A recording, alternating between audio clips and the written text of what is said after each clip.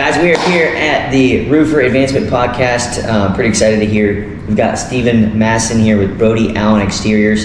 Yesterday we were in Cedar Rapids. Now we're in St. Louis. Are we in St. Louis or outside of St. Louis? Outside, Lake St. Louis. So how far are we from the city, St. Louis? About 35 minutes. 35 minutes. Okay. So how big is St. Louis really? Like how many square miles? Is it like a massive city? Huge city, spread out. Okay. The city itself spread out. I don't have the exacts. I want to say when I was looking at the amount of people in the city, it was like, in surrounding counties, it was like 1.5 million. Oh shit. St. Louis and surrounding. So it's massive. Is it growing? So it's massive and spread out. A lot of the areas are growing in the suburb part, kind of where we're at, right? So this is a big area, Wentzville, Lake St. Louis area, Cottleville. There's lots starting to grow west.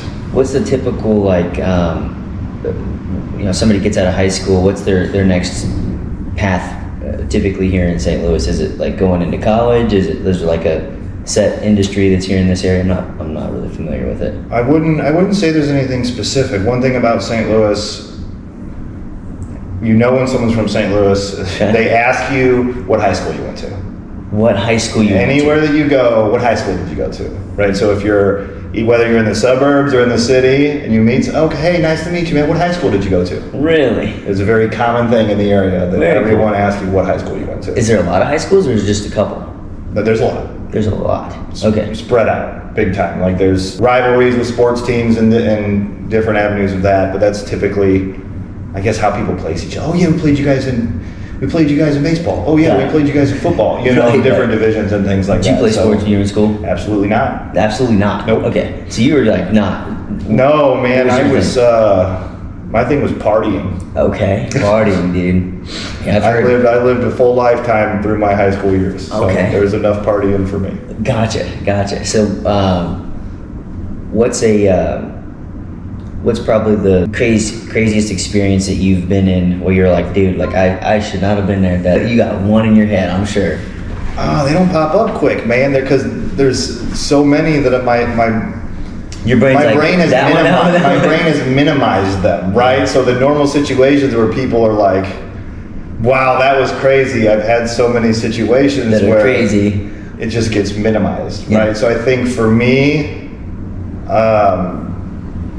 one that stands out to me, and like I said, would probably be, I wrecked my car one evening. It was like morning, right? It was like 3 a.m.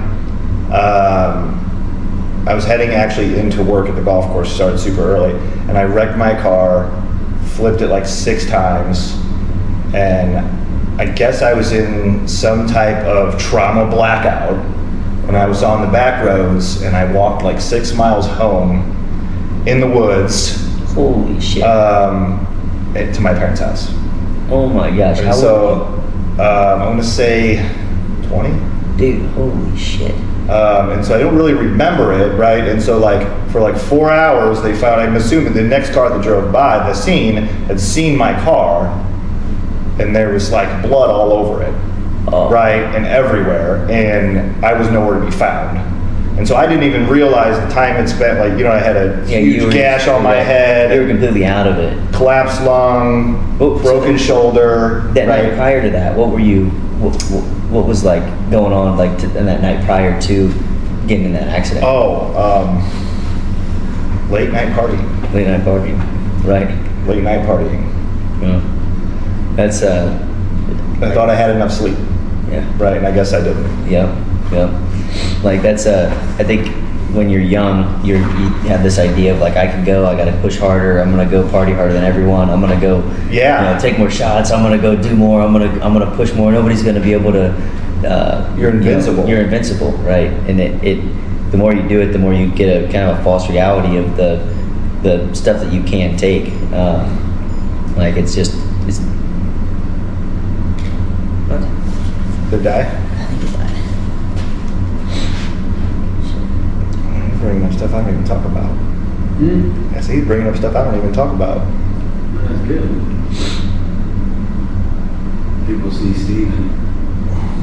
They don't need to. People love you anyway. You're a very likable and lovable guy. You are. I'm just saying, like, even when, like, we, done things to each other, I still love you. I had to edit that part out. It's all right, we got editors. Yeah, exactly. That's what we got them for. No, so, yeah, like when I was in school, dude, I partied a shitload too. Like the things I was running away from, like it's kind of crazy when you're told like what you are, right? At such a young age, you're told, hey, this is who you are. You're a child, then you grow into, become a young teenager, and then you get to be a teenager, and then you graduate, and then you are all of a sudden a man in what the world calls a man, and you have all these things you have to like build up and barriers to be able to protect yourself. And I think for me it was partying, bro. Like I went and like the one thing that I was good at was going and like partying harder than everybody else. Like, well, and to touch on that, I think this concept at a younger age, you're like, you think I'm 18, I graduated high school, I'm a man now. Yeah, right? no And freaking you way. can easily look back and you were a child. Absolutely. You know what I mean? Absolutely. Like we could, We're all still children in our own sense. Like we're all still growing every day. yeah, and I could look back a couple years ago and be like, man, I was acting real childish back then. Exactly. Yep.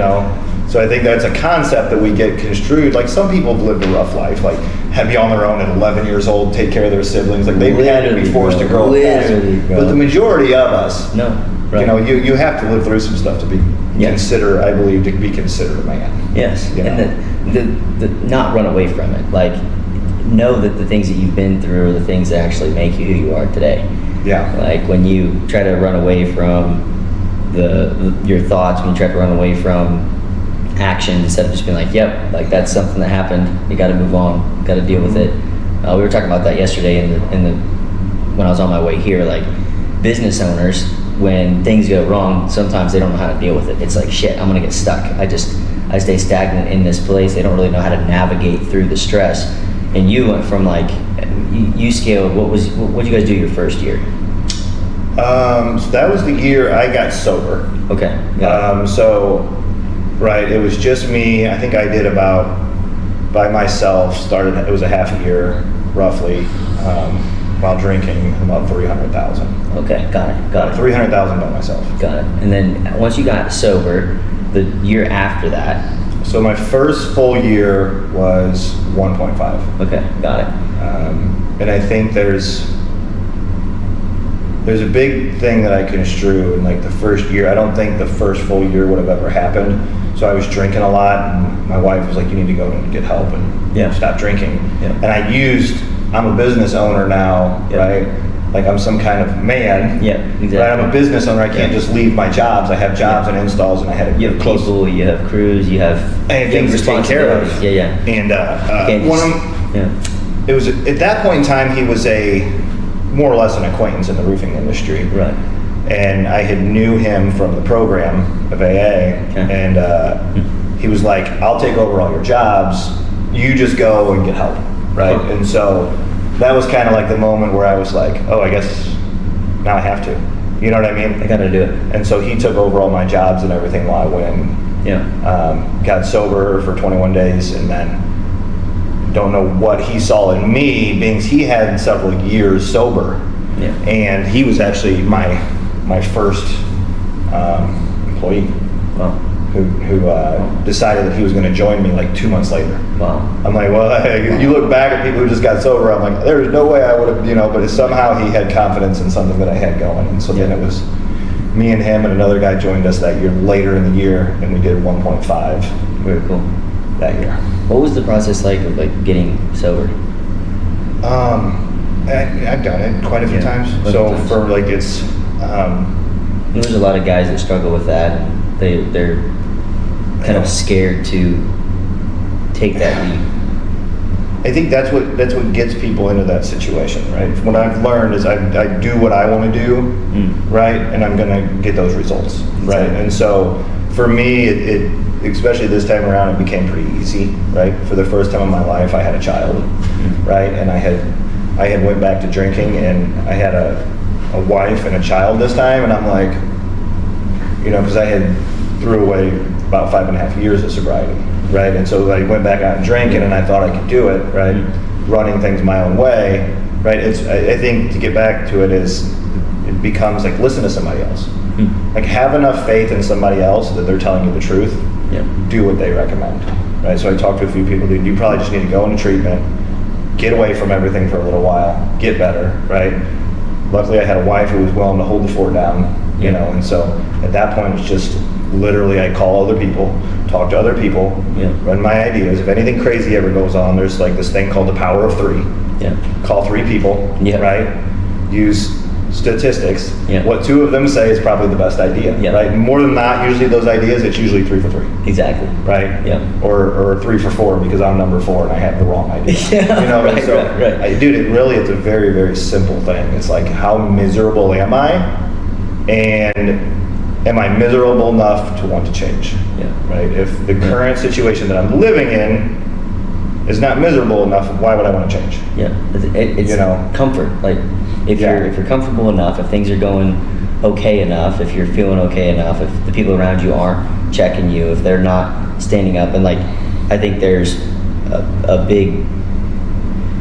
lot of times in this world where people don't want to say the things that they really should be saying to people because they're worried about what others are going to say, worried about what others are going to think. And when you have someone like, when you have people around you like what you had that they don't care. You, like, it's like, bro, like, you need to like do this. Like, my people tell me how it is. Yes. Right. And as an owner, you need people like that around you. If you don't have people like that around you as a leader, dude, it's tough. Like, it can be really tough. When I think it can boil down to, I see it sometimes, because I want to be that sometimes, is like, I own this, I built this dictatorship. Do this, do it like that, you know what I mean? Exactly. And it's like you step back and look and you're like, no, that's not really what happened. We had enough people who believed in the vision and what we could make possible. You know what I mean? And so it's not like, because we're here now doesn't mean we turn to a dictatorship. And so but being a leader in a bigger company, I think it's safe to say it's a bigger company, is like, you have to catch yourself. Right? Because the moment you start thinking that, I believe, is the moment that it all can start to collapse. Absolutely. So where are you guys at revenue-wise this year? I want to say right about 19 million. 19 million. Gotcha. What's like the most you guys have done? 19 million. 19 million. Okay, yeah, so we pretty well. We fast tracked. Like, after that, like, it just became. We just had people reaching out. We'll post it on Facebook. Man, it looks this. Hey, I want to join. Hey, I'm going to come. And it was like a lot of referral type stuff. And I think in 23 we kind of said, we're going to do this. This is when we all kind of met. My wife quit her job. She came in full force in the company. Right. That was a big deal because, she was the constant. Health insurance. She had everything for us. Right. Kids' college paid for. Because she worked at WashU. One of the big hospitals around here. And so we went all in, and it just went, 5x, double, again this year, double. You know what I mean? So it just kind of went. Just to take on like wildfire. Yeah. And then you connected, you're working with like Meritage, Brian Franco, some of those guys got connected. I know there's a lot of guys now that are interested in how that works, just getting connected with there's a lot of private equity companies out there that are all like roofing. Oh yeah. And like when you start to go from do the 5x and then double and keep going, growing, like everybody just all of a sudden has these big eyes, like how, like, man, like Steven, like we gotta figure out a way to get in. Like when you find a company like Meritage, like Franco, that can kind of navigate through the process, that definitely helps someone like you be able to know who you should trust in the process. Did you have anybody reach out to you before you started working with Meritage? At what point in the business, I guess, did you start having people reach out? I know there's it started. I'd get little emails or like in our old building, it was a strip mall, right? And they would put like little flyers on the door. Someone would come in and talk to the front desk, and so it probably within 6 months of me actually selling is when I started getting them. Okay. So it wasn't too crazy overwhelming, I don't think, because the continuous trajectory that we were on, it's not like we've been sitting at this $20 million roofing company for years. You know what I mean? And so it was kind of like, And it's the same thing that you hear people like, man, you guys blew it fast. Man, you blew it. So it just kind of went, shh, Yep. over 3 years, I guess. And so I didn't really have all the craziness. I definitely interviewed and talked to quite a few people. I talked to a private equity firm without a broker or anybody. And just to see how that would go. And I'm a big researcher. Yeah.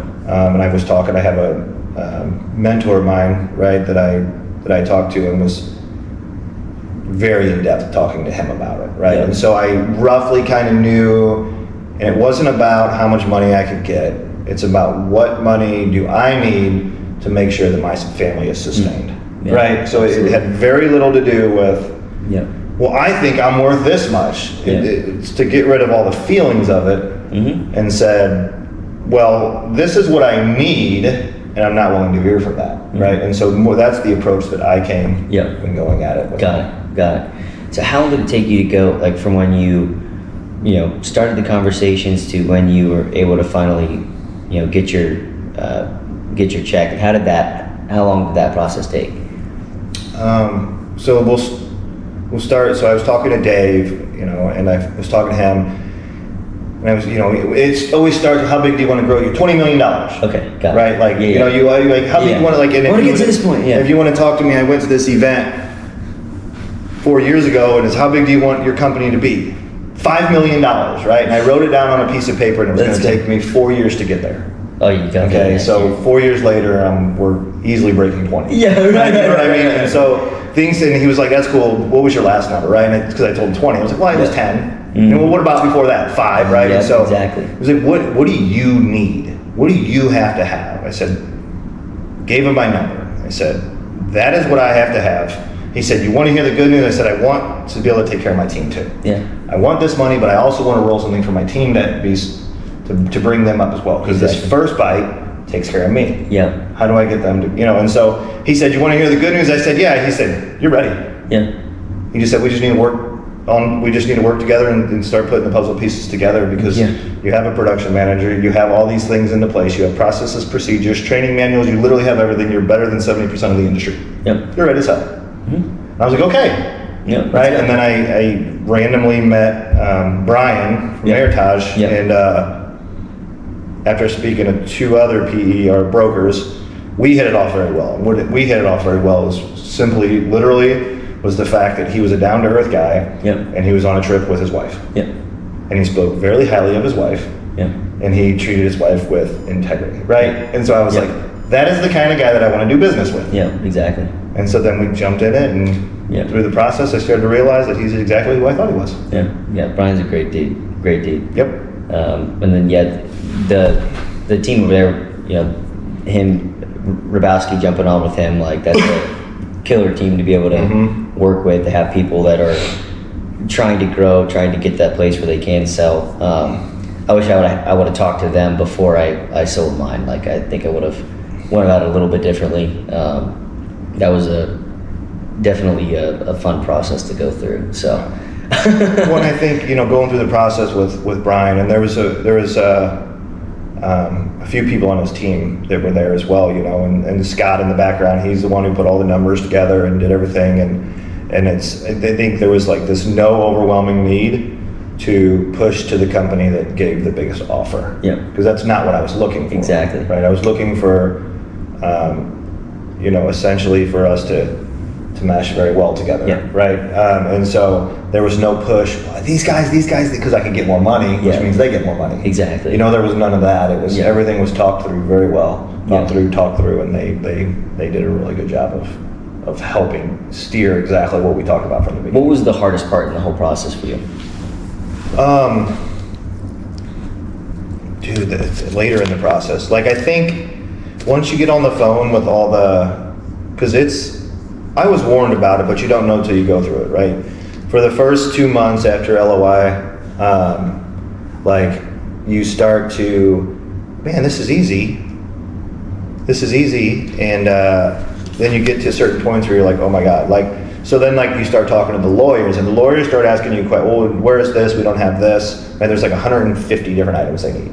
And within one of those items, there might be 10 items, right? And so you have all these things, and And the way that the lawyers, they're just very, Go.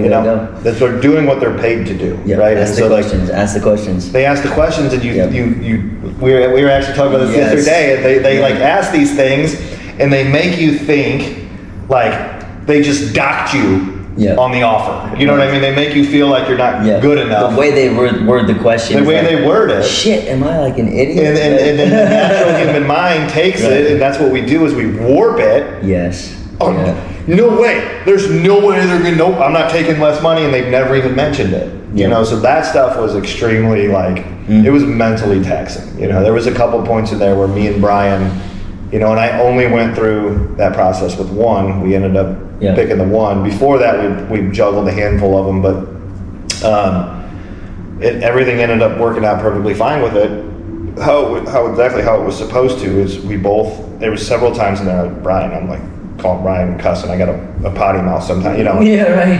I'm fucking done. If this doesn't happen, I'm out of here. I don't even care. You know how I feel about this. I don't have to do this right now. I don't even care, you know. And then like he kind of let me speak, you know, and then like talk me off the ledge. Yeah. You know, it was like if it was for the greater good. Mm-hmm. And so I couldn't be more satisfied. Yeah, you're saying like hearing a question asked and then kind of connecting the dots.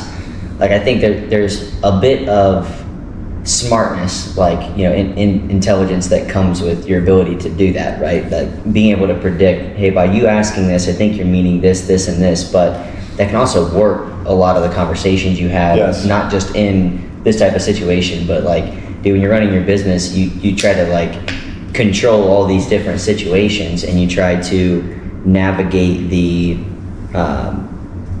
navigate these processes that you don't really understand yourself. And when somebody is asking you a question, sometimes they can completely confuse you on a lot of things.